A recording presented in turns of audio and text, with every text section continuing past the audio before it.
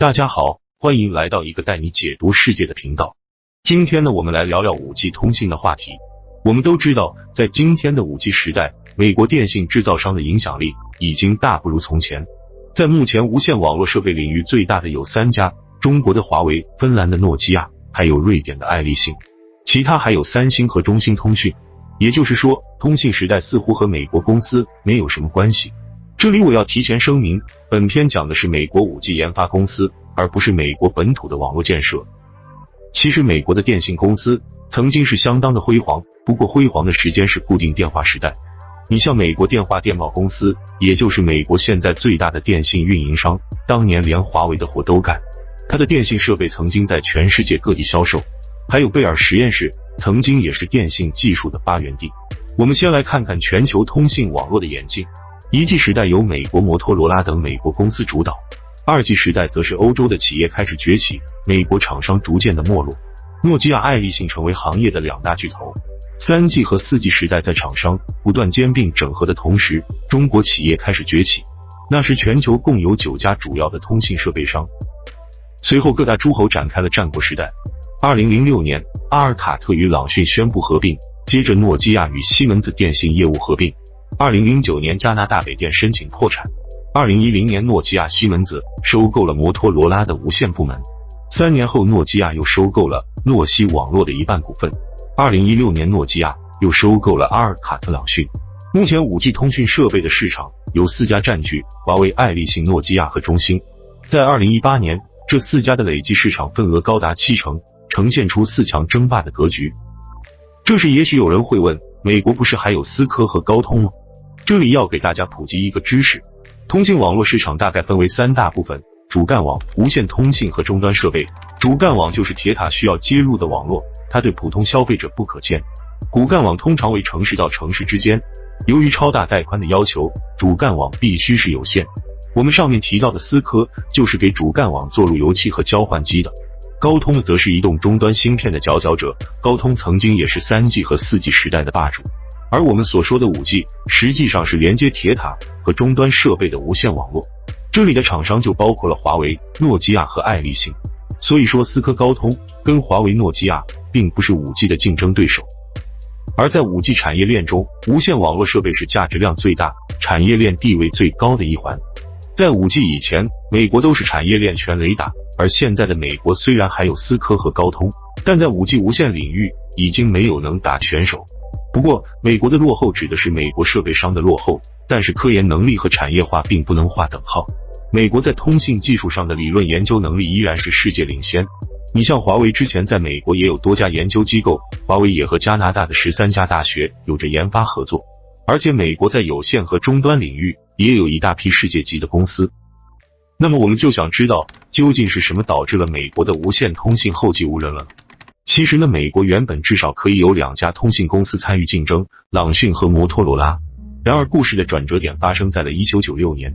刚开始 AT&T 在很长的一段时间里是极为风光的，它垄断了美国和加拿大的电话业务，在北美大陆大概相当于华为加上中国移动。但是树大招风，美国司法部盯上了它，多次对其提起反垄断诉讼。1984年，母公司被拆分成了6家公司。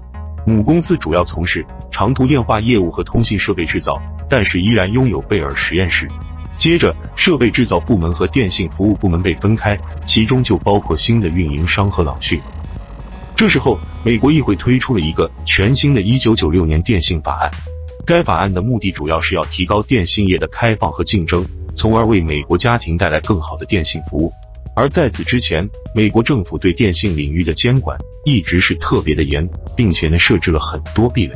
你比如做本地电话的运营商就不能跟长途运营商竞争，再比如说电话运营商不能抢有线电视的生意。但是1996年的法案一出来，这些壁垒都被打破，市场一开放，新的玩家进来，老玩家也在加紧扩张地盘，硝烟顿时开始弥漫。我们知道反垄断鼓励竞争本来的初衷是好的，可没想到就是这个法案成了美国电信产业衰落的起点。为什么这么说呢？因为法案带来了2个意料之外的后果，这是美国决策者万万都没想到的。第一，竞争让市场变得碎片化，这件事最终让电信设备商陷入了债务危机。当时美国的电信设备商最大的就是摩托罗拉和朗讯。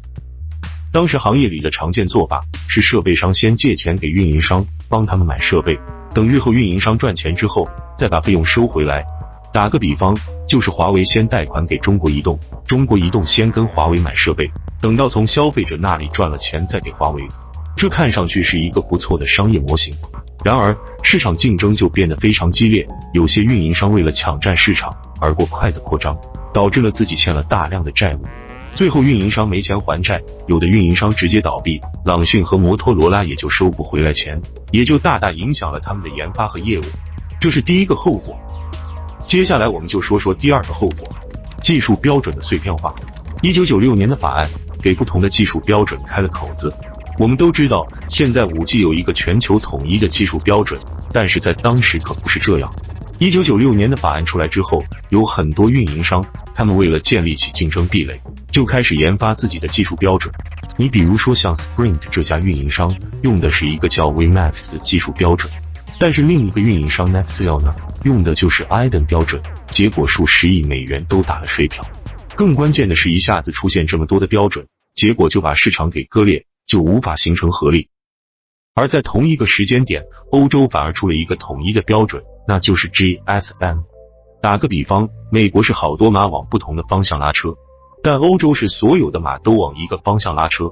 后来亚洲的公司也加入了电信市场，并开始使用欧洲的技术标准。当时美国的媒体批评欧盟强推一个标准，称这带有中央计划的色彩，他们很支持美国公司发展出互相竞争的电信标准，只不过后来这些标准大多都被淘汰。美国第一，标准太多；第二，不同的公司使用不同的标准，这就很难和外部竞争。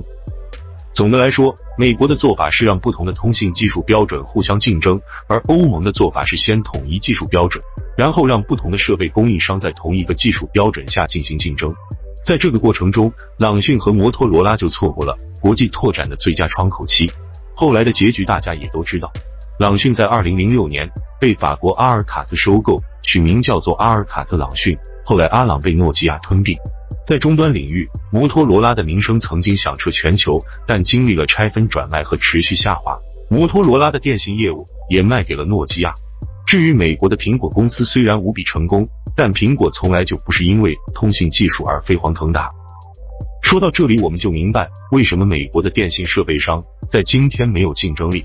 1996年的电信法案成了美国电信产业衰落的起点。这个法案加速了市场的碎片化，让运营商和设备商陷入了债务危机，也让他们错过了国际扩张的最佳时期。而在高科技行业，技术瞬息万变，技术门槛也越来越高，一次错过可能就永远错过。另外，美国公司都是上市公司，股东需要追求利润率，就无形中限制研发的资金。举个例子，思科每年的1半利润都是作为分红给了大大小小的股东。而这时候华为、中兴在国家力量的扶持下，将巨额的资金投入研发，专攻一个标准方向。比如国家出口银行就贷款给华为100亿美金来扩张海外市场，我在华为那期也有介绍。这些做法显然就导致国家队的异军突起，也就是说，在这场竞争里，赢家反而成了欧洲和亚洲公司。在日常的经济运转中，充分的竞争能让市场资源配置达到高效率。然而在方向比较清晰的领域，尤其是面对激烈的国际环境，竞争结合有效的行政刺激，有时会发挥最大的效率。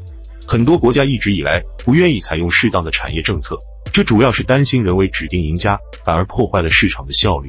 不过这种思想也正在被很多国家所反省。但产业政策的预见性往往是最难的。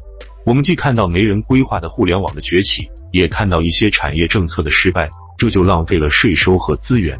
政府之手的界限在哪里很重要，当然还得考虑国际贸易规则的因素，否则后果就是贸易大门被关上。这时也许有人要问，如果美国从现在开始用国家扶持来搞个新公司，可以挽回局面吗？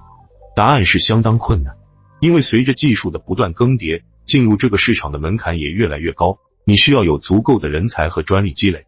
除非可以成功的收购诺基亚或者爱立信，否则基本上不太可能实现白手起家。就在今年的2月份，美国网络巨头思科的 CEO 罗宾斯在采访中称，他反复告诉过美国政府，美国不需要由政府扶持一家5G公司，不过他也没有说解决的办法是什么。总之，1996年的美国电信法案成了美国电信产业衰落的起点。